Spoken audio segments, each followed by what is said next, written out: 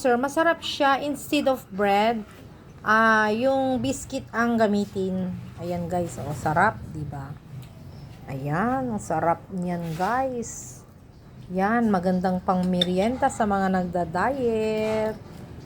Ayan guys. Okay, let's eat. Masarap.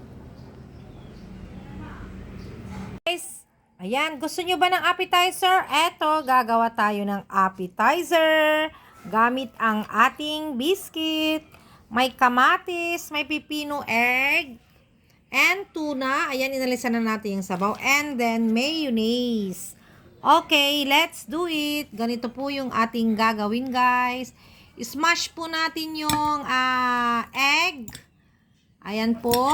Ganyan po siya. Smash po natin. And kahit hindi masyadong durog, okay lang guys. Para may lasang egg, diba? Para may ngipin naman tayo guys eh. Kaya okay lang. Yan, kahit may konting bubuo, hindi totally smash. Okay lang yan guys, diba? Mahirap yung durog-durog, masakit yun. Kaya okay lang yung ganyan, diba guys? Okay. Kaya halo na natin yung Century Tuna. Yung tuna, ihalo na natin yan, guys. Okay.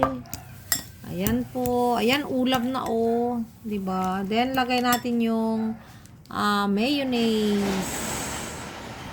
Ayan, masarap. Ayan, guys. O, diba?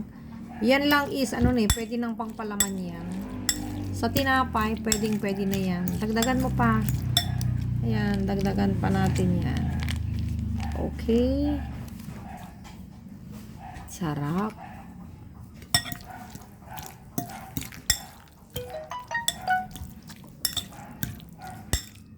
Ito yung gamit natin na biscuit. It's pita. Ayan guys, sige, magagawa na tayo. Simple lang to guys. Ayan, tingnan nyo guys. Simple lang, parang sandwich.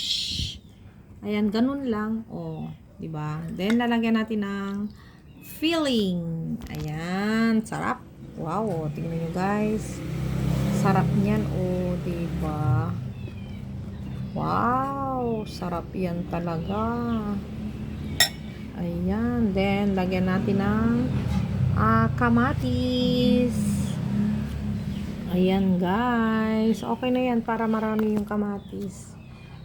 Ayan. Lagay natin kasi mas masarap. Okay. Then, gawa ka pa. Then, that's it. Guys, yung ating kanape.